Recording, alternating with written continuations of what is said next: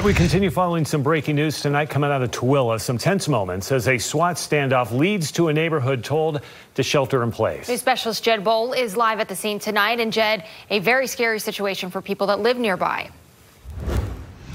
Yeah, it sure was, Ashley. You know, this Deer Hollow neighborhood off of Skyline Drive was on edge this afternoon for nearly 4 hours for that SWAT situation after a man pointed a gun at two people and then also fired several shots later on. Everything ended peacefully, though, around 4 o'clock with nobody hurt and the man who fired those rounds in custody. Several blocks of residents on Elk Meadows Loop and Deer Hollow Road had to shelter in place after that man fired rounds from his own home. A neighbor called 911 to report that the man pointed a gun at two people around 12:45. When police arrived, the man had gone inside his home and fired approximately 20 shots. We talked with a neighbor who was awakened by those rounds.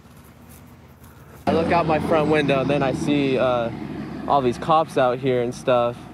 And then, like, later on, 5 minutes later, I'm looking out here and gunshots go off even more with the cops right here. And then they, like, all start walking over there and stuff. The way this turned out is the absolute best we could have hoped for. You know, our officers weren't hurt, the public wasn't hurt, the suspect wasn't hurt. This is best case scenario for us.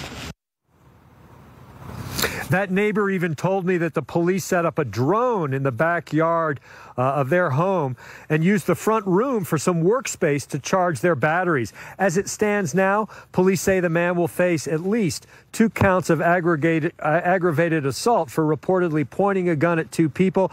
They still need to figure out how many shots were fired and if anything was hit and what kind of charges will be assigned for that.